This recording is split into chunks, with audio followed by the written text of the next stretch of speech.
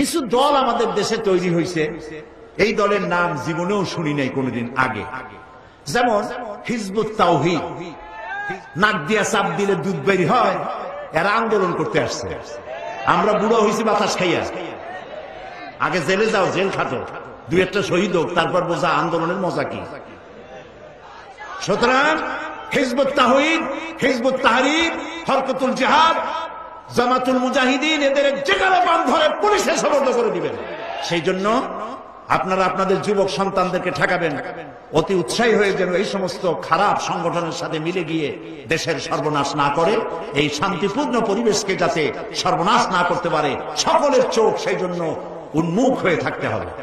কিছু দল আমাদের দেশে তৈরি হয়েছে, এই দলের নাম জীবনেও শুনি নাই কোনোদিন আগে। যেমন জামাতুল মুজাহিদিন, তারপরে কুতকুতুল জিহাদ,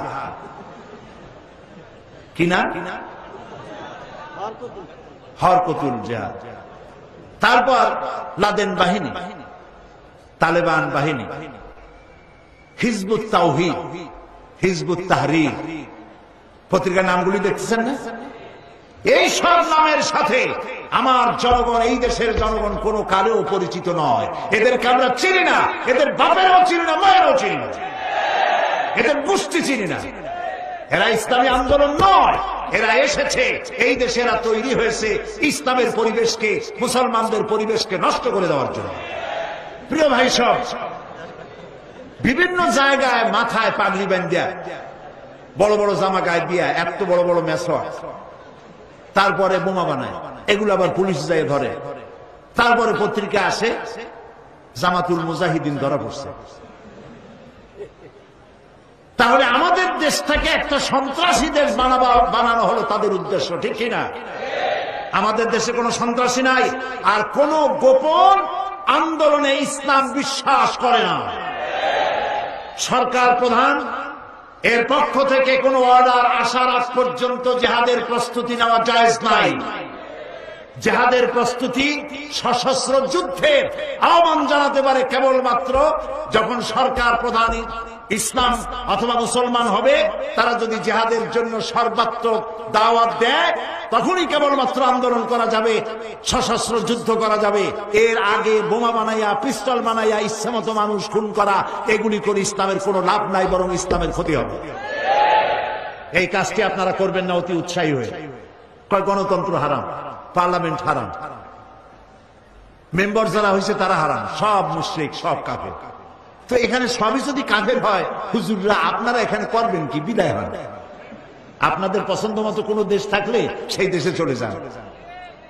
গণতন্ত্র হারাম, আব্রাহাম লিঙ্কনের গণতন্ত্র আমরা বিশ্বাস করি না। আমরা বিশ্বাস করি ওয়া আমরুহুম শুরা বাইনাহুম, আল্লাহর দেওয়া গণতন্ত্রের বিশ্বাস করি। গণতন্ত্র হারাম, তাহলে সরকার বদলের সিস্টেম কি বলো? জবাব দাও। একটা সরকারকে পরিবর্তন করার জন্য, ইচ্ছে মাফিক সরকারকে আনার জন্য সিস্টেম কি? সুতরাং এই সমস্ত কথা বলে মানুষকে বিভ্রান্ত করার কোন যুক্তিপূর্ণ কারণ নাই। লিফলেট ছড়ানো বন্ধ করো। গণতন্ত্র হারাম বলে মানুষকে বিভ্রান্ত করো না।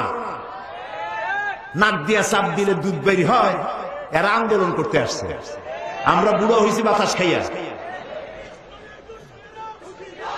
সুতরাং হিজবুত তাওহীদ, হিজবুত তাহরীর, হরকতুল জিহাদ, জামাতুল মুজাহিদিন, এদের যেখানে বান ধরে পুলিশে সোপর্দ করে দিবেন। এরা ইসলামের কোন সহায়ক শক্তি নয়, এরা এই দেশের স্বাধীনতা, সার্বভৌমত্ব এবং ইসলামের দুশমন। ওরা গণতন্ত্র হারাম বলে ইসলাম নিয়ে আসছে। হাতি ঘোড়া গেল তল, ছাগলে কয় কত জল। আগে জেলে যাও, জেল খাটো, দুই একটা শহীদ হোক, তারপর বোঝা আন্দোলনের মজা কি। এত সহজ না। সেই জন্য আপনারা আপনাদের যুবক সন্তানদেরকে ঠেকাবেন, অতি উৎসাহী হয়ে যেন এই সমস্ত খারাপ সংগঠনের সাথে মিলে গিয়ে দেশের সর্বনাশ না করে, এই শান্তিপূর্ণ পরিবেশকে যাতে সর্বনাশ না করতে পারে, সকলের চোখ সেই জন্য উন্মুখ হয়ে